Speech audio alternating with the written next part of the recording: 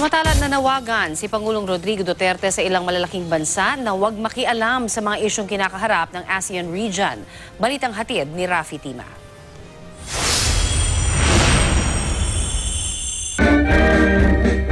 Sa formal na pagpapasinaya sa chairmanship ng Pilipinas sa ASEAN 2017, may panawagan si Pangulong Duterte sa ASEAN Dialogue Partners ng regional grouping.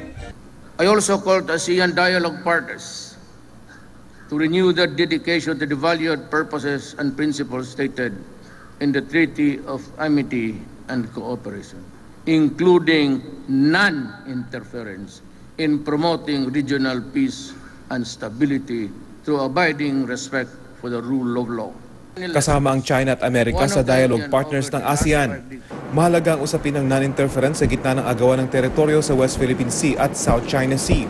Ilang beses nang inakusahan ng China ang Amerika ng pakikialam sa territorial dispute sa rehiyon, habang ang China naman mas pinipili ang direktang pakikipag-usap sa bansang kaagaw nito sa teritoryo sa halip na dumaan sa international body tulad ng Arbitral Tribunal. Sa kanyang talumpati, ilang beses binanggit ng Pangulo ang kahalagahan ng seguridad at kapayapaan sa rehiyon para magpatuloy ang pag-unlad ng mga bansang kasapi nito.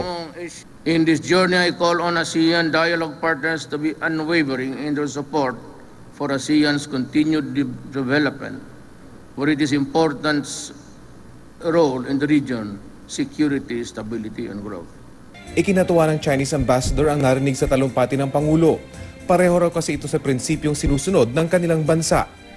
We appreciate the ASEAN has been developing on the ASEAN way, which is characterized by non-interference and by doing things on consensus. That also fits our principle. Sa programa, inilunsad ang commemorative coin at stamp para sa ika-50 anibersaryo ng ASEAN. Bukod sa mga ambassador ng 10 kasapi sa grupo, dumalo rin sa pagtitipon sina dating Pangulong Fidel Ramos at ngayon Pampanga Representative Gloria Macapagal Arroyo. Naroon din ang bagong talagang ambassador ng Amerika sa Pilipinas, pero hindi na ito nagbigay ng pahayag. Pero nakipagpulong siya kay Pangulong Duterte matapos ang seremonya. Ayon sa tagapagsalita ng palasyo, nag-usap ang dalawa ng 45 minuto. Kasama sa napag-usapan ng patuloy umanong commitment ng Amerika sa bilateral relations sa pagitan ng dalawang bansa at pagtulong ng mga Amerikano para sugpuin ang terorismo sa Mindanao. Bagay na patuloy daw nilang gagawin. Rafi Tima, GMA News.